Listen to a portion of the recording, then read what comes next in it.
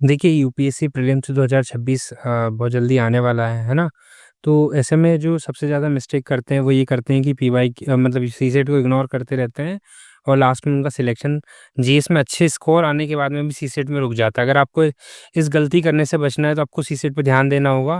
तो इसीलिए हम डिस्कस करते हैं सीसेट के पीवाईक्यूज़ को, क्योंकि यहाँ से क्वेश्चंस काफ़ी रिपीट होते हैं।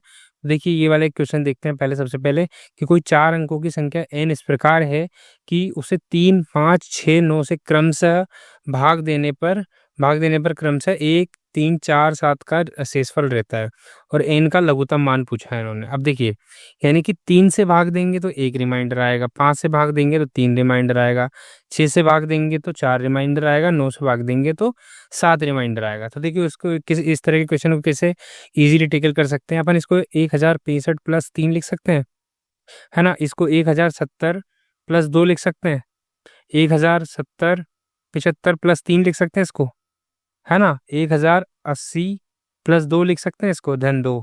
क्यों? क्योंकि देखिए अगर 5 से भाग देते हैं किसी भी संख्या को तो पीछे 5 या 0 होना चाहिए, ठीक है?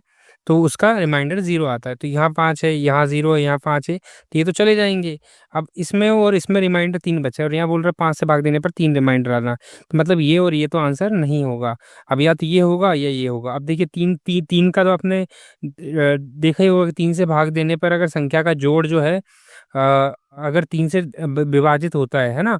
तो वो कहीं कहीं न कहीं क्या होता है, अगर संख्या का जोड़ 3 से विभाजित होता है तो वो नंबर भी 3 से विभाजित होता है। तो इसका देखिए अब इन दोनों में से कोई एक आंसर होगा, तो 8, 6, 14 और 1 15, यानी कि ये तो 3 से पूरी तरीके से विभाजित है, तो 1 रिमाइंडर तो इसमें आना नहीं, तो ये भी चला गया। अब आंसर आ गया ये। तो 8, 7 कितना हो गया, 15 और 1 16, 16 को 3 से भाग देंगे तो शेषफल 1 आएगा, मतलब ये वाली कंडीशन सही है, तो ये आंसर आ जाएगा।